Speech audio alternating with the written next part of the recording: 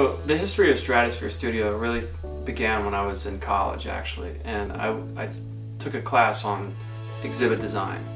And in that class you had to create a trade show booth for a fictitious group, and then you had to create all the marketing behind it. And it was our first ever sponsored project where we had to present to actual people that were in the trade show world.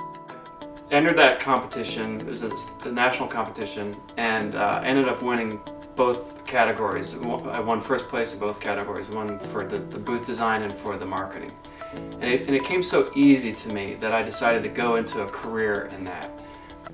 So I got invited to go to Washington, D.C. to receive the awards in this like trade show convention that they were having.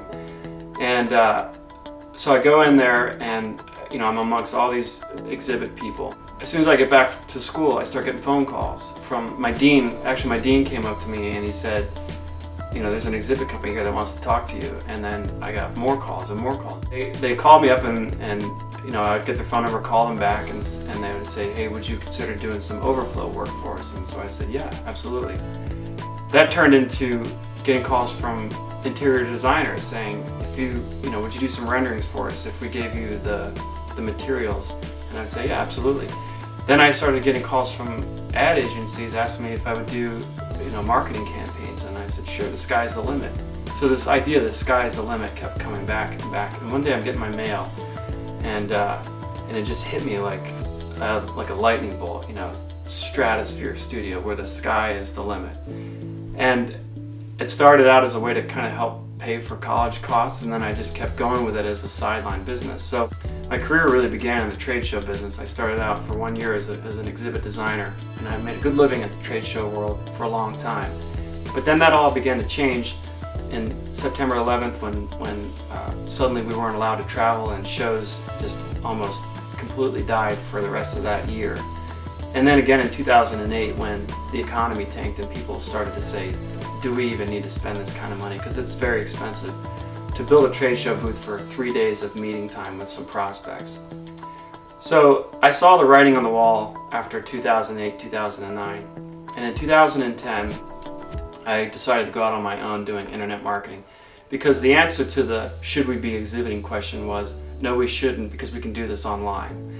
So I started to look around at how can you make the same kind of sales and leads that you could do on a trade show floor. How do you tell that corporate branding story on a trade show floor in a digital world? And around that time we started getting things like social media in its infancy, but we started getting social media. People started blogging for business, and some of the tools started to show up for tracking and ROI and lead conversion type things. So around late 2010, 2011, I first discovered HubSpot.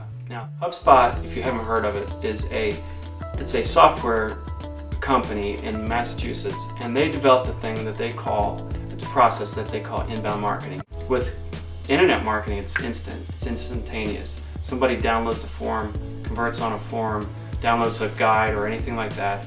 They're an instant lead. You can email it right to the salesperson, and there's no delay. It just happens, and you can track it. When I discovered that HubSpot, immediately it changed the whole direction of the company from just being a marketing and design company into a sales generating company. So what we've gotten really good at over the last couple of years is how to attract people to your website, how to build your brand online, and how to convert visitors into leads and leads into sales.